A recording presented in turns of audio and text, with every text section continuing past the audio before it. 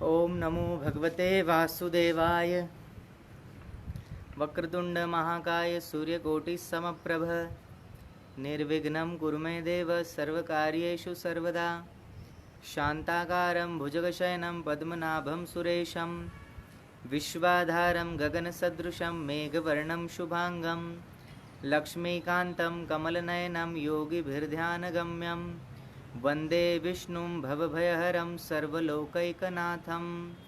ओम नमो भगवते वासुदेवाय। ओम नमो भगवते वासुदेवाय। ओम नमो भगवते वासुदेवाय। आप सभी हरिभक्तों के श्री चरणों में मेरा प्रणाम। जय हिंदू राष्ट्र, जय माँ भारती। आज मुझे बताते हुए बहुत आनंद हो रहा है और आनंद के साथ साथ मैं तो दृढ़ता से ये मानता हूँ कि मेरी जो भारतीय संस्कृति है, हमारी जो सनातनी परंपरा है, उसके जैसा औदार्य, उस सनातनी परंपरा जैसा उच्च विचार और इतनी परस्परम भावयन्तु माम जो कहते हैं कि एक दूसरे को लेकर चलना, एक दूसरे का ख्याल करना, महाकश्चित दुख भाग भवेत्, केवल अपने सुख का नहीं लेकिन संपूर्ण विश्व के सुख की कामना को लेकर चलने वाला हमारा धर्म बड़ा गर्व होता है। और आज देखिए, आज सुबह में ही मुझे मुंबई के हमारे जो बहुत नज़दीकी हमारे अनुयायी हैं, उनका दूरभाष के माध्यम से बात हुई और उन्होंने कहा कि स्वामी जी, हर वर्ष गणेशोत्सव बड़े धाम-धूम से यहाँ मनाया जाता है और सर्वविदित है, संपूर्ण दुनिया में मुंबई का गणेशोत्सव और मुंबई की बारिश प्रसिद्ध है और बड़े बड़े गणेश जी की वहाँ प्रतिमाएं बनाई जाती है, शिव श्री विग्रह बनाया जाता है और बड़े धूमधाम और भक्ति भाव के साथ 10 दिन प्रभु को विराजमान करवाते हैं और फिर गाजे बाजे के साथ नृत्य करते हुए, भाव भंगिनियों को प्रकट करते हुए गणेश जी का 10वें दिन 11वें दिन वहाँ विसर्जन करते हैं। देखिए, हमारे जितने भी सनातनी लोग हैं, सनातन धर्म के अनुयायी हैं, ये सब आई हुई वर्तमान परिस्थितियों को ध्यान में रखते हुए और हमारे शास्त्र सम्मत जीवन जीते हुए, हमारे शास्त्र में कहा है कि देश काल वस्तु परिस्थिति के अनुसार हमेशा नियम बदलते रहने चाहिए और एक जैसे कोई पत्थर पे लकीर हो नहीं, ये होना ही चाहिए, इसके बिना नहीं चलेगा, नहीं तो प्रलय आ जाएगी, कयामत आ जाएगी। ये सब जो प्रलाप है और ये जो जैसा भ्रामक प्रचार है, ऐसे हमारे हिंदू कभी इसके शिकार नहीं होते हैं।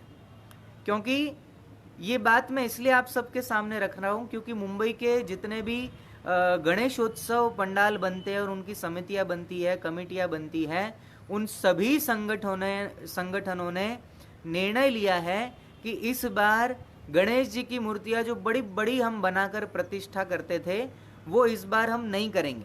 इस बार छोटी से छोटी प्रतिमाएं बनाई जाएगी और यहाँ तक कि लालबाग का प्रसिद्ध राजा, लालबाग के राजा श्री हमारे गणेश जी की प्रतिमा भी इस बार केवल 4 फीट की बनेगी, ऐसा वहाँ से उन्होंने मुझे कहा।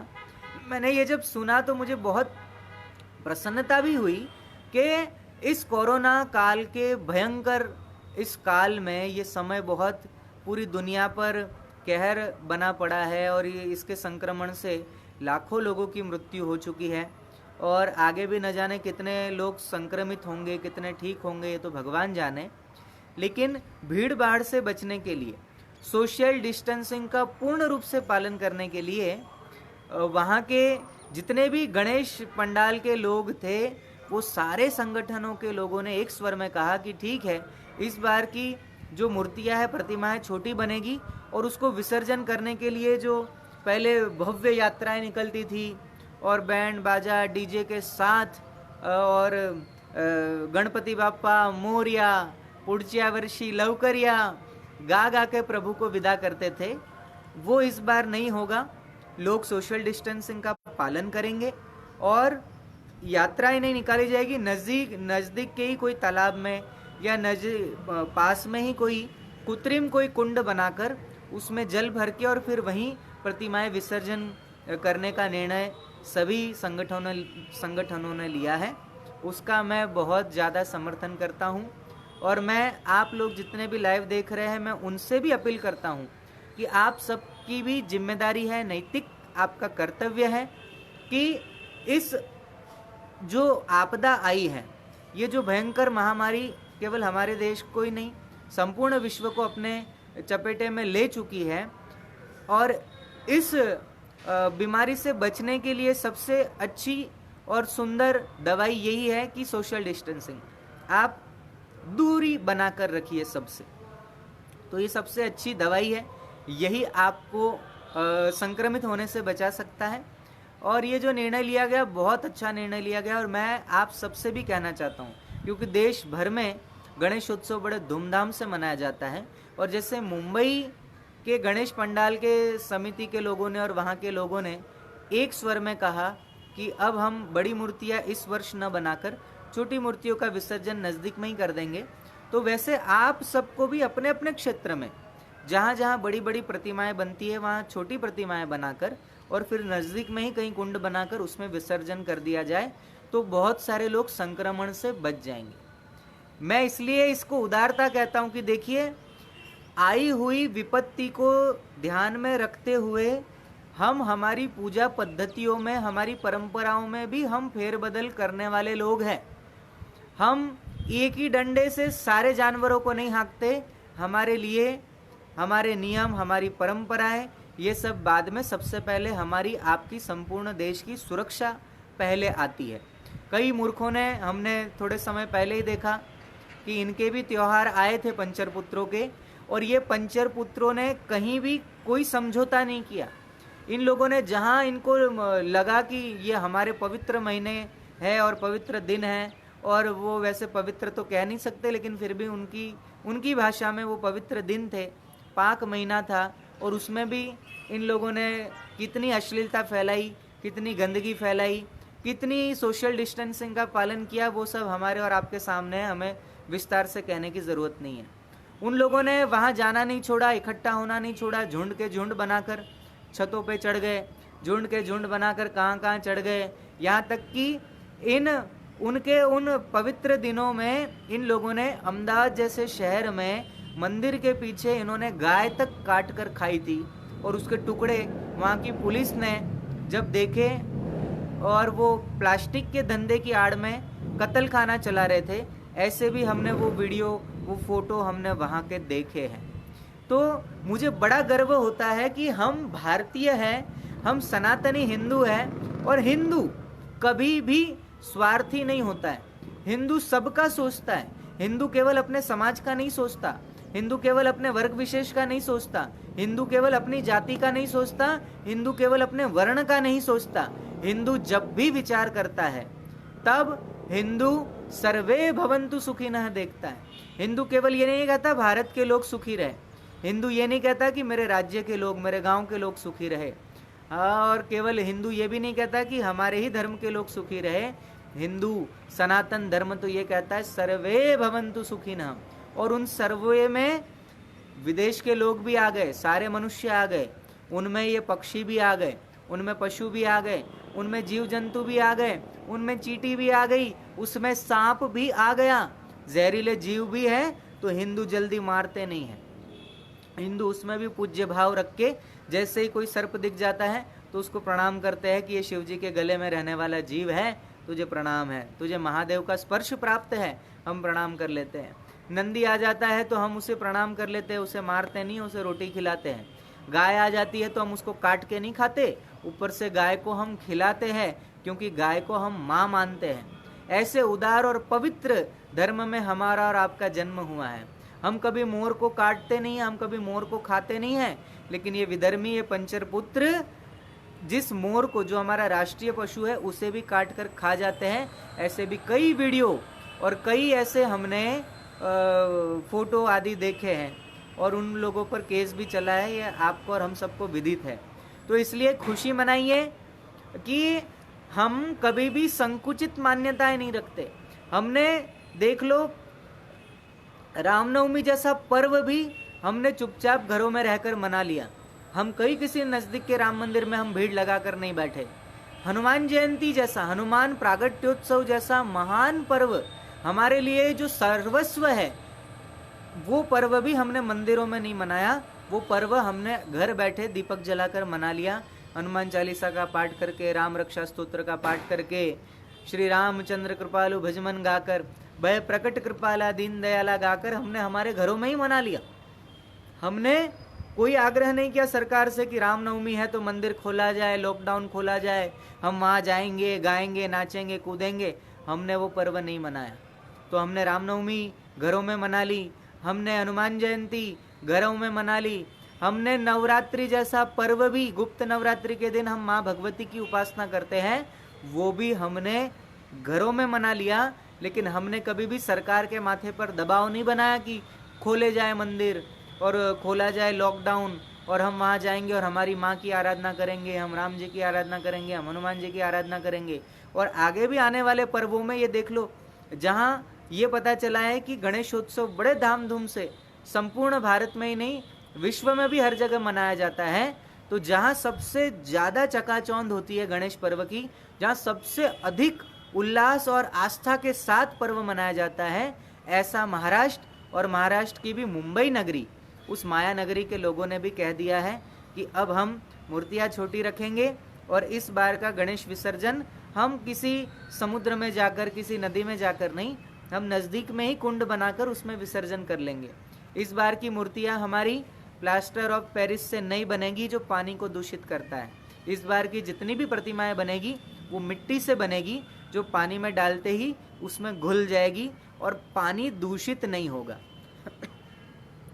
तो ये तो हम वर्षों से कहते आ रहे हैं कि केमिकल युक्त जो चीज़ों से बनी हुई मूर्तियाँ वो न खरीदे, उनका पूजन न करे, उनको पानी में न डाले, ये हम वर्षों से कहते आ रहे हैं। लेकिन इस बार के लॉकडाउन ने बहुत बहुत बहुत उत्तम कार्य किया है कि लोगों को पुनः अपनी मूल संस्कृति से जोड़ दिया है। लोग अपेक्षाओं और आवश्यकताओं में फ़र्क करना समझ गए हैं।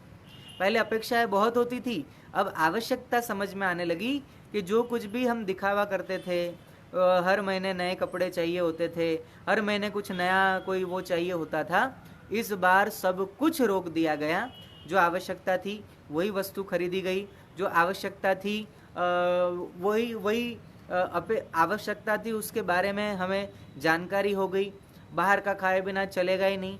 लेकिन अब ये 3-4 महीने से केवल घर का ही बनाया खा रहे हैं और परिणाम में एसिडिटी नहीं हो रही, पेट खराब नहीं हो रहा है, अन्य कोई सिर दर्द नहीं हो रहा है, शरीर की कोई व्याधि नहीं रही और डॉक्टर के पास जाने की आवश्यकता भी नहीं रही।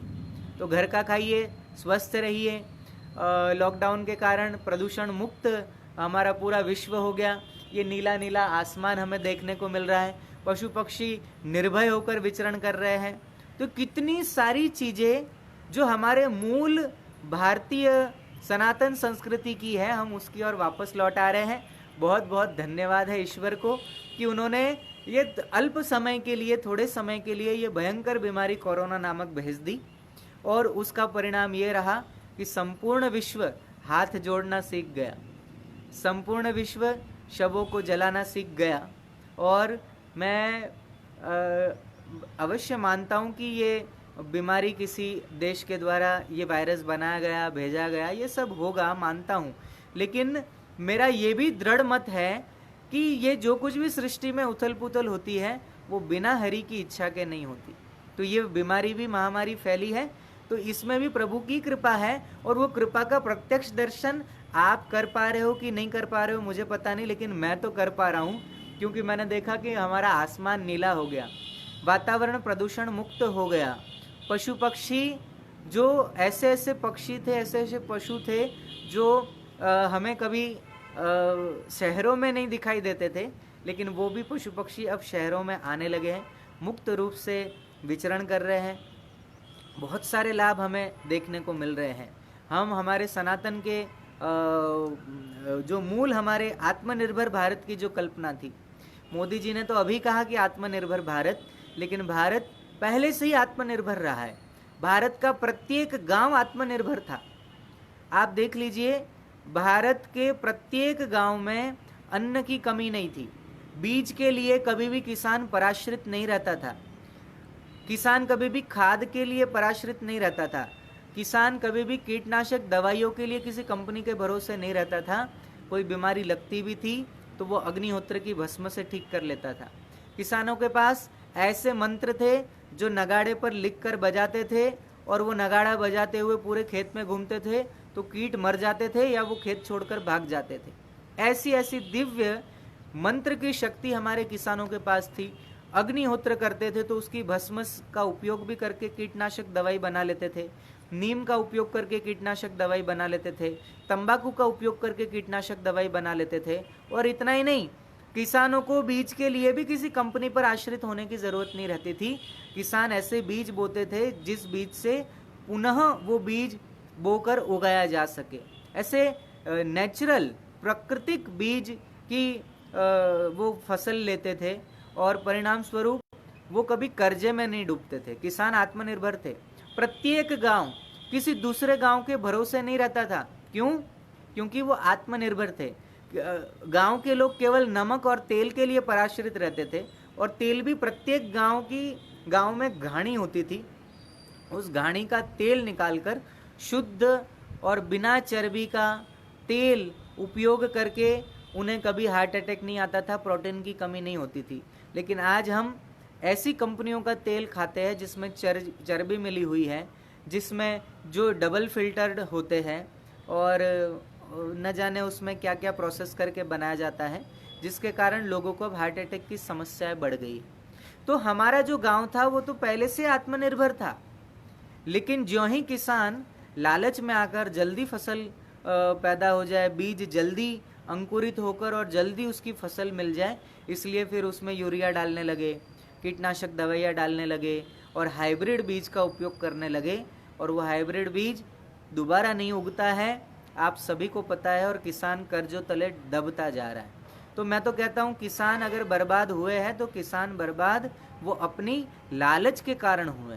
वो अगर पुनः भारतीय मूल परंपरा में लौटते हैं और गाय से बने हुए गोबर का, बकरी की जो मिंगनी होती है उसका खाद के रूप में उपयोग करते हैं, कीटनाशक की जगह ये अग्निहोत्र की भस्म का उपयोग करते हैं, या नीम से बना हुआ, तंबाकू से बना हुआ कीटनाशक अगर अपने खेतों में छांटते हैं, तो वो किसान ने जो फसल उगाई है वो कभी रोगी नहीं होगी। और रोग हुआ भी तो ये नेचुरल प्राकृतिक रूप से जो कीटनाशक बना है वो डालने से वो रोग मुक्त फसल हो जाएगी। और देखिए, आप किसी भी प्रकार का कीटनाशक डालते हैं तो वो पौधा ग्रहण कर लेता है, और बदले में करेला है, टमाटर है, मिर्ची है, ये भी सब जहरीले हो जाते हैं। वो साग सब्जियाँ जहरीली हो जाती है, और वो जहरीली सब्जी खाने से, वो साग खाने से वो जहर हमारे शरीर में भी आकर विभिन्न प्रकार की नई नई बीमारियों को पैदा करता है।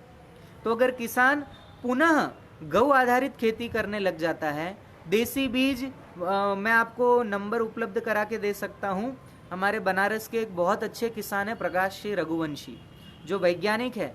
उन्होंने देसी बीज पर पिछले कुछ 25-30 वर्षों से काम किया है, और वो जो शुद्ध प्राकृतिक बीज थे जिसको बोने के बाद फसल आए और उस फसल को अगर किसान चाहे तो अगले सीजन में फिर दोबारा बो सके, ऐसे बीज, शुद्ध भारतीय बीज उन्होंने पुनः संग्रहित किए हैं, और वो बीज सबको वहाँ बांटने का काम करते हैं। मैं उनका नंबर भी आपको उपलब्ध करा के दे सकता हूँ, कमेंट करिएगा, मैं वो बीज आपको उपलब्ध करा के दे सकता हूँ। तो ऐसी ऐसी चीज़ हमारे भारत में थी, तो इसलिए मुझे इस भारत पर गर्व है।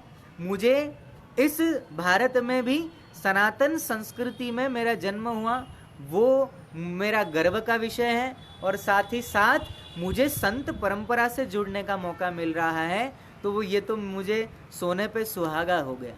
तो इसलिए मुझे संत परंपरा, भारत का अध्यात्म, भारत की खेती, भारत के संस्कार, भारत का धर्म और भारत का जो उदार विचारधारा है उससे जुड़ने का मुझे मौका मिला, आप सबको मौका मिला। तो बहुत ये सौभाग्य की बात है। जुड़े रहिए, जोड़ते रहिए लोगों को।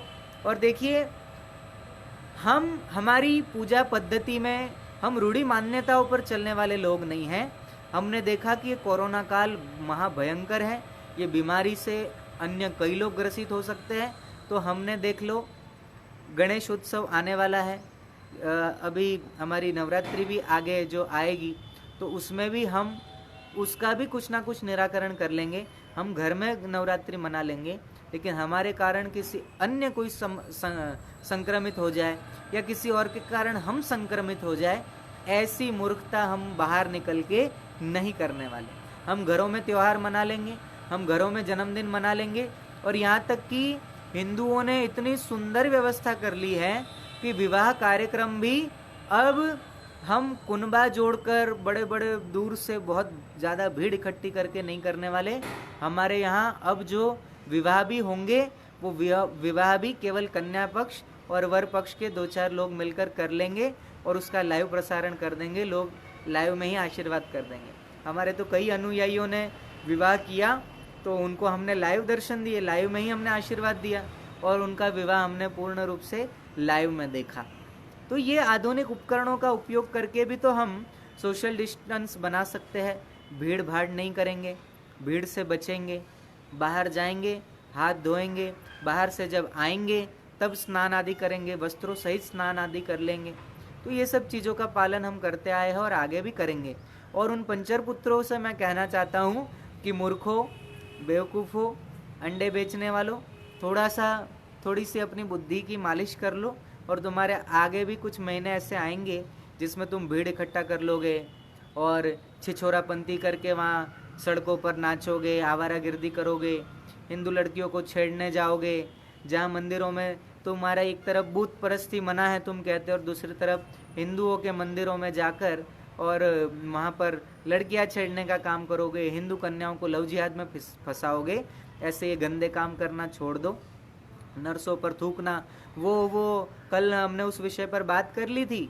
मरकज में जिस व्यक्ति के कारण ये संक्रमण संपूर्ण देश में फैलाया गया, उस व्यक्ति को सरकार जल्दी से जल्दी पकड़े। क्या है वो मूर्ख आदमी, कैसा वो आक्रांता है और कैसी हमारी वहाँ की लोकल दिल्ली का प्रशासन है।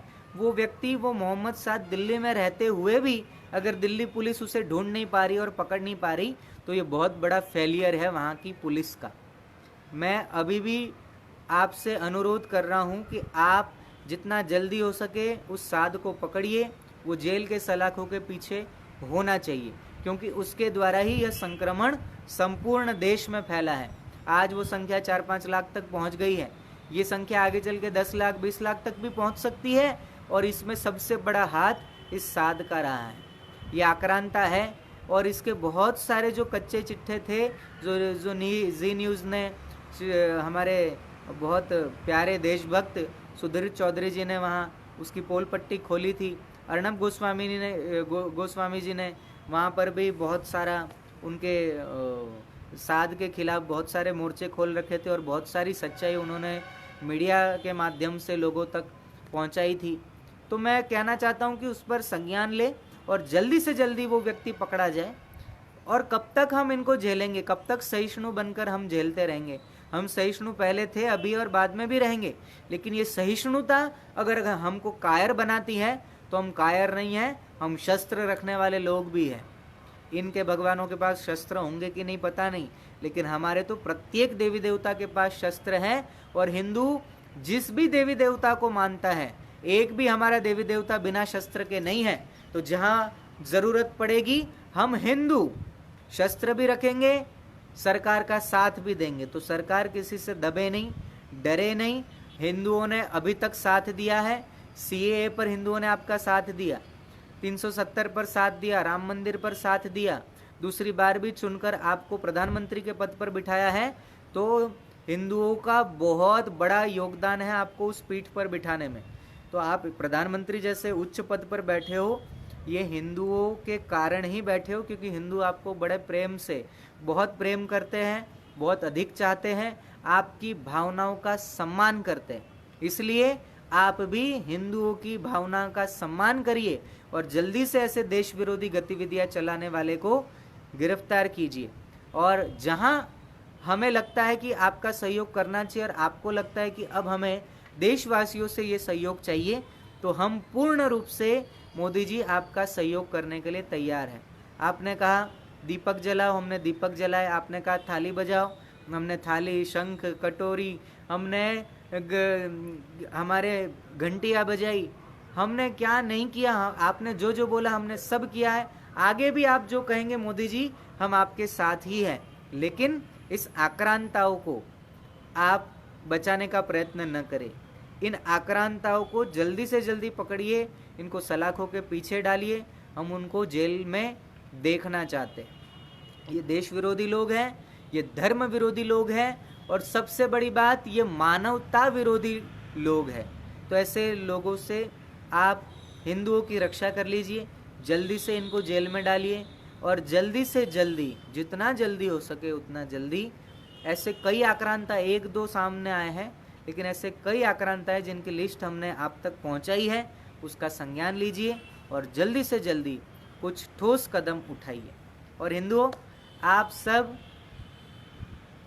अपने अपने क्षेत्र में, अड़ोस पड़ोस में ध्यान रखिए। अगर कहीं भी लव जिहाद जैसी घटना घटती है, लैंड जिहाद जैसी घटना घटती है, अगर कहीं आपकी नज़र में कोई देश विरोधी घटना घटती हुई नज़र आती है, तुरंत स्थानीय प्रशासन को खबर कीजिए, नज़दीक के पुलिस स्टेशन को खबर कीजिए, तुरंत हमारे नंबरों पर संपर्क कीजिए। हम आपकी मदद करने के लिए तैयार बैठे हैं। हमारा नंबर है 9082230730। इस नंबर पर संपर्क करिए और हमारे इस पेज को फॉलो करना, लाइक करना, शेयर करना न भूलें। अधिक से अधिक लोग इस पेज को फॉलो करिए ताकि आप सब कागजी हिंदू न रहे, गुण और कर्म से हिंदू बनकर दिखाइए। मेरा संकल्प ही है कि मैं आप सबको कागजी हिंदू बनाना नहीं चाहता।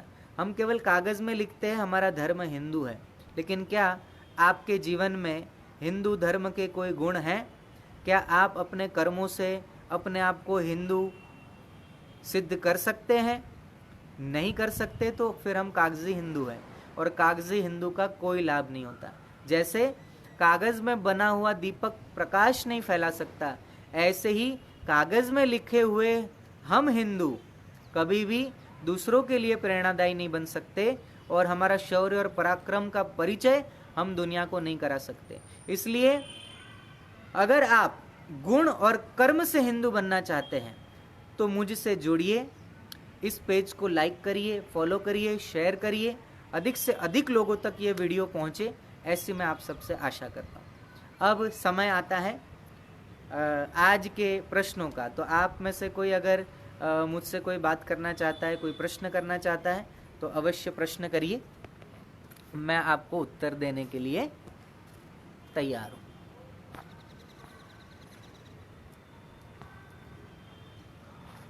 जय जय। कोई प्रश्न है तो आप पूछ लीजिए।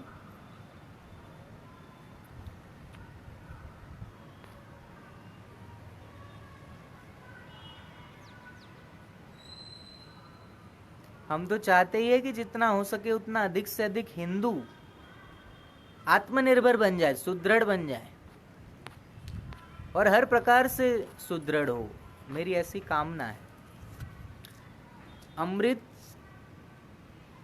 संदेशा जी लिख रहे हैं, गुरुजी हिंदुओं के लिए प्रेरक समस्या पर आपका इतना चिंतन करने के लिए हिंदू समाज आपका आभारी रहेगा। हमारे आप आभार व्यक्त करें उसलिए खूब खूब धन्यवाद, लेकिन हम कोई हिंदू समाज पर उपकार नहीं कर रहे। हम हिंदू समाज पर कोई उपकार नहीं कर रहे, हम तो हमारा कर्तव्य निभा रहे।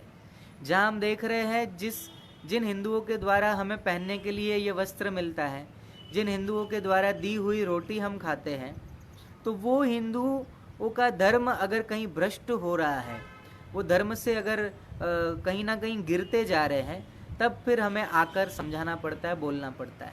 तो हम हमारे कर्तव्य का निर्वहन कर रहे हैं। आप आभार व्यक्त करें इसलिए खूब खूब धन्यवाद।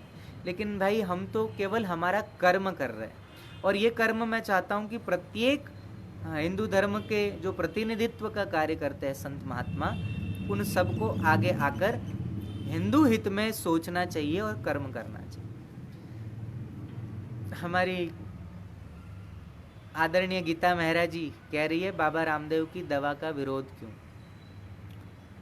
अब देखो, ये जो दवा का विरोध कर रहे हैं वो लोग, क्योंकि बाबा रामदेव जी ने बहुत सस्ती किट बना दी और ये लोग चाहते हैं कि लोगों से हम लाखों रुपया ऐंठ ले इस वैक्सीन के नाम पर, दवाई के नाम पर। तो बाबा रामदेव जी अगर कम, क्योंकि वो तो केवल देश सेवा करना चाहते हैं, आखिर संत है ना, देव सेवा, वो तो एक भारतवासियों की सेवा ही करना चाहते हैं, इसलिए उन्होंने रेट कम रखा है। तो कुछ विदेशी कंपनियां हैं, कुछ हमारे भी यहाँ जयचंद भरे पड़े हैं जो विदेशी कंपनियों के दल्ले हैं, ऐसे लोग उनकी दवाइयों का विरोध कर रहे हैं। लेकिन धीरे धीरे सब ठीक हो जाएगा, मुझे ऐसा लगता है। बाकी हम सब बाबा रामदेव जी के साथ खड़े हैं।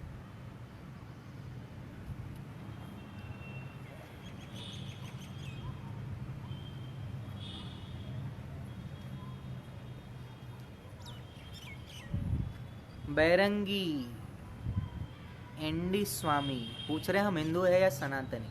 भाई हम सनातनी हिंदू है। इस पचड़े में ही क्यों पढ़ते हो कि हिंदू और सनातनी? आखिर हिंदू, हम सनातन तो हमारा मूल है ही, लेकिन अगर कालांतर में कोई शब्द हिंदू आ जाता है तो आपको परेशानी क्या है? ये हिंदुस्तान है और इसमें रहने वाले हम सब हिंदू है तो सनातनी। भगवा को मानने वाले, राम जी को मानने वाले, महादेव का अभिषेक करने वाले, हम सब सनातनी हिंदू ही है। अब ये हिंदू है कि सनातनी है?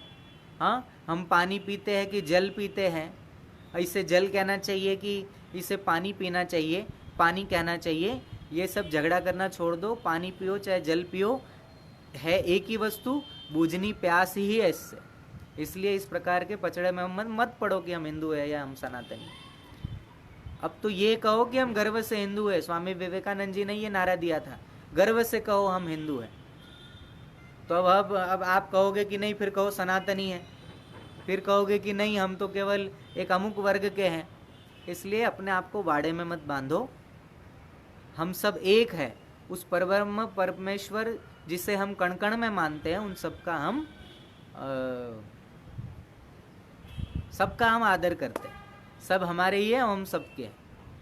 जात पात की करो विदाई, हम सब हिंदू भाई भाई।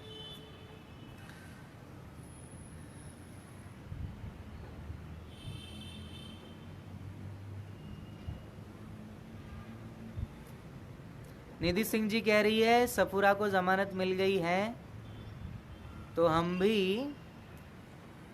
श्री आशाराम बापू जी को छोड़ने की बात बोले हैं। हाँ, उनकी उम्र 80 वर्ष की है। बिल्कुल निधि सिंह जी, कोई हिंदू संत होता है तो ये तुरंत उस पर एक्शन लेते हैं और तुरंत कुछ ना कुछ कार्रवाई कर लेते हैं, और वो कार्रवाई भी संदिग्ध होती है। तो उनके केस में भी ऐसा ही हुआ है और आपने आवाज़ उठाई है, बहुत बढ़िया, बहुत धन्यवाद। उठानी चाहिए।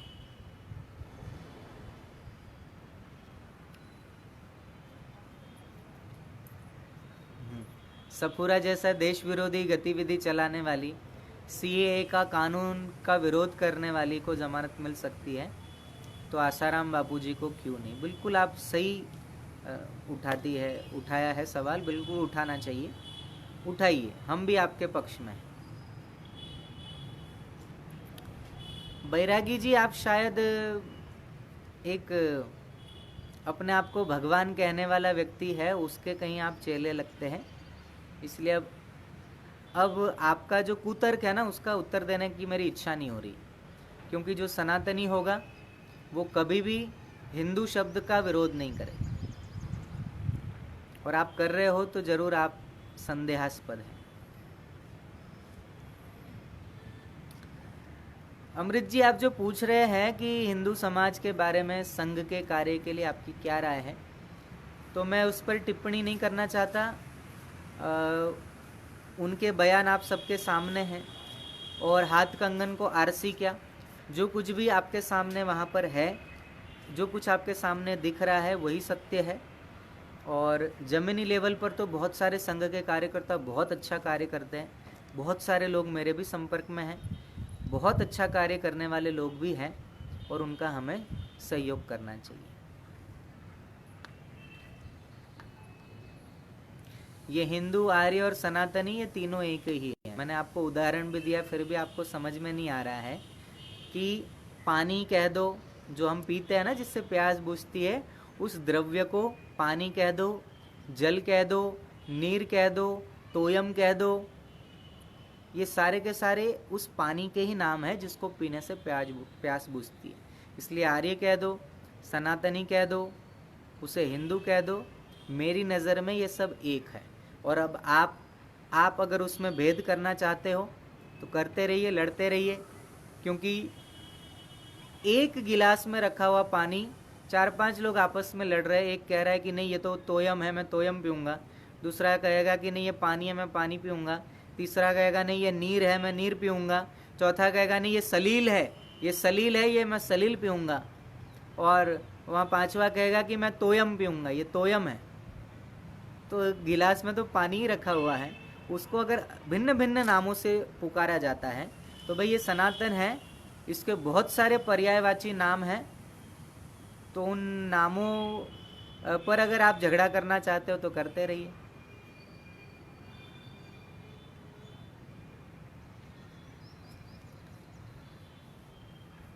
अब इतनी बात आपको समझ में आ जाए तो बहुत अच्छी बात। ठीक है, आगे किसी का कोई प्रश्न है तो पूछिए, मैं उत्तर देने के लिए तैयार हूँ।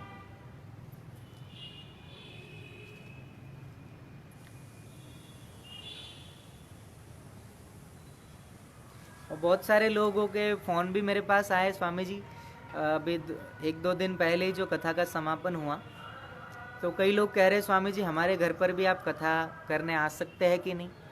बिल्कुल, आप अपना एड्रेस बता दीजिए और कथा की क्या पूर्व तैयारियां करनी पड़ती है वो मैं सब आपको बता दूंगा। उतनी सी तैयारी कर लीजिए, हम आ जाएंगे जहाँ कहीं भी आप रहते हैं। क्योंकि पिछली कथा आपने देखी थी, हमारे अनुयायी है।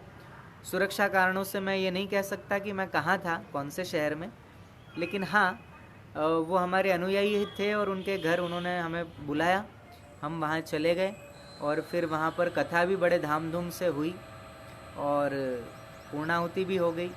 तो कईयों के मन में था कि हम कथा करवाएं स्वामी जी को बुलाकर घर में, क्योंकि अब पहले जैसे तो लाखों रुपए लगाकर मैदान में हजारों लोग जुटते थे, वैसा अब ये लॉकडाउन के कारण और ये संक्रमण के कारण नहीं हो पाएगा। लेकिन अपने अपने घरों में केवल हमें वाईफाई की सुविधा चाहिए ताकि वीडियो बिना कटे हुए और क्वालिटी अच्छी वीडियो की आ जाए। बस वाईफाई आपके घर में हो और बाकी फिर सबका हम वो कर देंगे।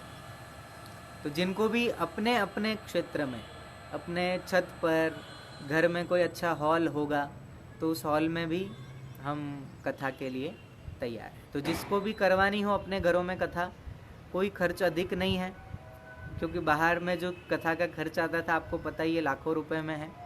इसमें तो नाम मात्र का खर्चा है। आप चाहते हो तो संपर्क करिए, बाकी सारी विस्तार से हम आपको बता दें। अमृत जी कह रहे भगंदर का इलाज आयुर्वेद में है क्या, इसकी दवाई मिल सकती है? बिल्कुल, इसकी औषधि आयुर्वेद में है और मिल जाएगी, और पतंजलि के स्टोर पर तो आपको मिल ही जाएगी। और वहाँ से भी अगर आपको नहीं कोई फ़र्क पड़ रहा तो मेरे नंबर पर संपर्क कीजिए, व्हाट्सएप पर, मैं आपको बता दूंगा। हमारा नंबर है 9082230730। इस नंबर पर संपर्क करिए, मैं आपको बता दूंगा। ठीक है, और किसी का कोई प्रश्न है तो पूछिए, फिर हम पूर्ण करें और फिर आगे बढ़े।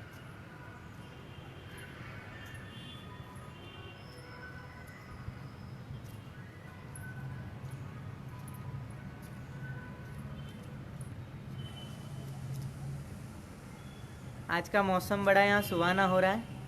ठीक है, फिर अब हम कल पुनः मिलते हैं 5 बजे के आसपास। हरे कृष्ण सपना जी, राधे राधे। हाँ, ये नंबर है, इस नंबर पर ये नीचे लिखा ही है कमेंट में, इस नंबर पर संपर्क करें और फिर कल फिर मिलते हैं एक नए विषय के साथ, कल एक नई जानकारी आप सबको देने वाला हूँ। अधिक से अधिक लोग जुड़े और आप अन्य को जोड़ते रहिए। ठीक है। जय माँ भारती, जय हिंदू राष्ट्र।